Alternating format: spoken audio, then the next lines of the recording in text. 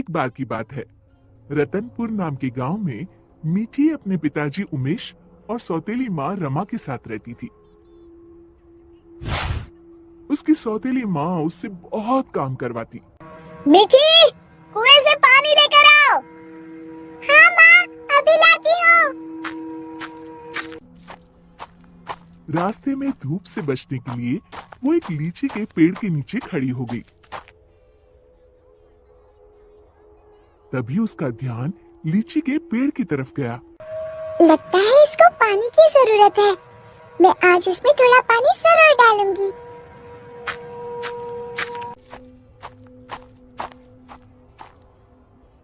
लौटते समय मीठी अपने घड़े से थोड़ा पानी लीची के पेड़ में डाल देती है। अब ये उसका रोज का नियम हो गया। जाते समय थोड़ी देर रुकती और आते समय थोड़ा पानी उसमें डाल देती। उसे पेड़ में एक चुड़ैल रहती थी। इतना ठंडा और मीठा पानी बड़े दिनों के बाद मिला है। एक दिन चुड़ैल ने सोचा, क्यों ना इस लड़की को दोस्त बनाया जाए। बहुत दिनों से मैंने कोई इंसान नहीं खाया।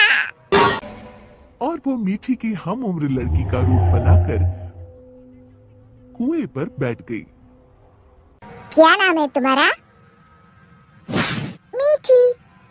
और तुम्हारा? अम्बी। अम्बी?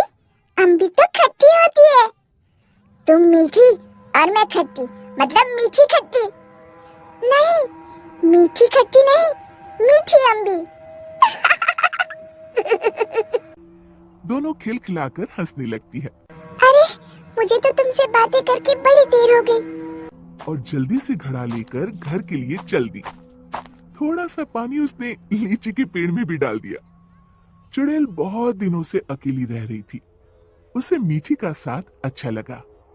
वैसे मीठी अच्छी लड़की है, क्यों ना इसे अपनी दोस्त बना लूं।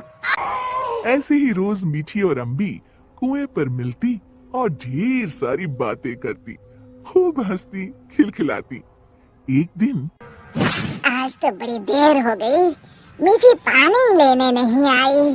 क्यों ना उसके घर जाकर देखूं। ये सोचकर चुड़ैल मीठी के घर पहुंच गई। वहाँ उसने देखा, मीठी, अभी तक तुमने बर्तन नहीं धोए और पानी भी नहीं लाई। बस माँ, खाना खाकर अभी बर्तन धोती हूँ। कब से खा रही हो? जल्दी उठो, बहुत काम है। खाना खाकर मीठी बर्तन धोने लगी। आज मैंने लीची के पेड़ में पानी भी नहीं डाला और न ही अपनी दोस्त से मिल पाई। तभी चुड़ैल ने जादू से पूरे बर्तन 1 मिनट में धो डाले। मीठी आश्चर्य से यहाँ वहाँ देख रही थी कि चुड़ैल उसके शरीर में प्रवेश कर गई और वापस आकर सोफे पर लेट गई। अच्छा, तो राजकुमारी आराम फरमा रही है।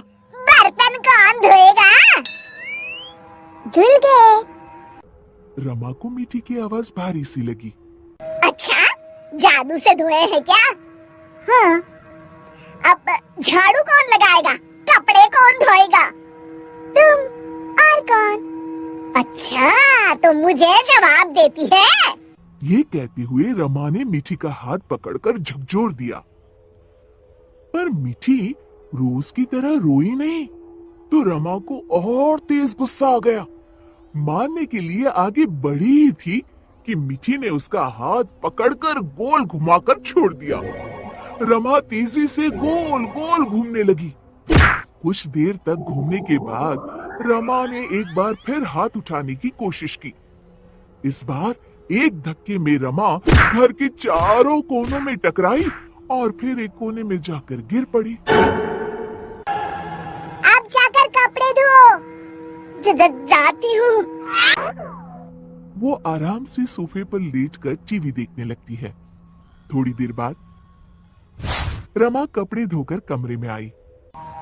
जाओ, जाकर झाड़ू पोछा करो। रमा कुछ बोलने ही वाली थी कि मीठी की लाल लाल आंखें देखकर डर गई। लगाती हूँ, अभी झाड़ू लगाती हूँ। इतने में मीठी के पिताजी आते हैं। उन्होंने पहले कभी रमा को काम करते हुए नहीं देखा था। रमा, तुम काम क्यों कर रही हो? मिठी कहाँ है? रमा जोर जोर से रोने लगी और उंगली से इशारा किया जहां मिठी आराम से लेटी हुई थी। मिठी, मैं क्या देख रहा हूँ? मिठी के पिताजी उसका हाथ पकड़कर उसे उठाते हैं, पर मिठी को देखकर बुरी तरह डर जाते हैं और पीछे हट जाते हैं। ये देखकर मिठी के शरीर में घुसी चुड़ैल जोर जोर से हंसती है।